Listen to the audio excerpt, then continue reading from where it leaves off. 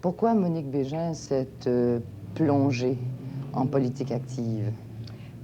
Parce que mon travail d'abord dans l'industrie privée m'a fait faire des contrats pour des provinces ou pour le gouvernement fédéral qui touchaient des questions de développement régional, de politique culturelle, etc., m'a donc amené à penser en termes de responsabilité de gouvernant et qu'ensuite j'ai été en 67 nommée secrétaire générale de la Commission royale d'enquête sur la situation de la femme au Canada, ce qui me faisait soudainement toucher des problèmes à la grandeur du pays, dans tous les ministères, étudier toutes les législations, tous les budgets, et que j'ai fait 2 ans ensuite au CRTC, le Conseil de la radio-télévision canadienne, qui a augmenté, si je peux dire, mes connaissances de niveau fédéral, administratif, technique, mais fédérale.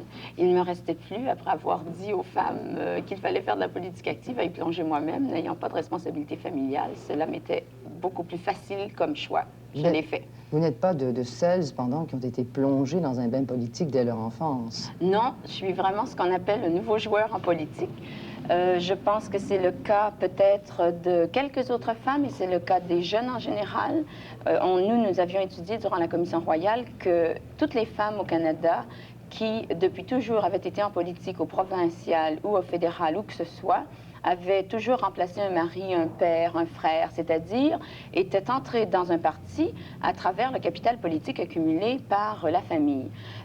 Moi, je suis un cas d'un nouveau joueur, comme il y en a d'autres, c'est-à-dire que j'avais jamais même entendu parler politique à la maison et j'entre dans le système à un moment donné de ma vie sans avoir ce capital politique. C'est, je pense, à la fois plus difficile et pour les partis et pour le candidat à apprendre et le jeu politique. Mais c'est certainement essentiel et ça arrivera certainement de plus en plus puisqu'on veut apporter à Ottawa de nouvelles compétences. Et le rapport sur la situation de la femme, il existe, Dieu sait. Est-ce qu'il y a certaines recommandations qui vous tiennent plus à cœur que d'autres et que vous avez l'intention de défendre?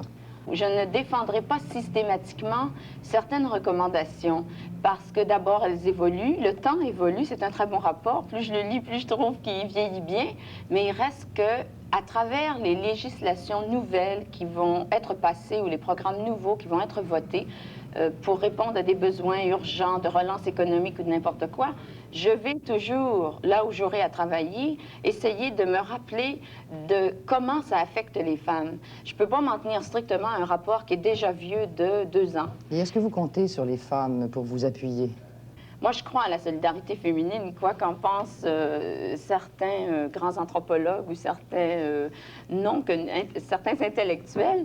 C'est pas une solidarité, c'est une solidarité un peu cachée, mais du moment qu'on parle aux femmes, d'une femme en politique, ou qu'elles voient et qu'elles peuvent s'exprimer sur cette question, c'est une très, très grande fierté qu'elles manifestent. Et c'est cette sorte de solidarité non exprimée, mais que je sais très bien qui est là et que je sens très vivement, qui fait, par exemple, que dans mes réunions, dimanche soir, j'ai une réunion avec un gros groupe d'Italiens de mon comté, de Canadiens d'origine italienne, où les femmes, peut-être, parlent moins d'habitude. Eh bien, les femmes ont beaucoup parlé.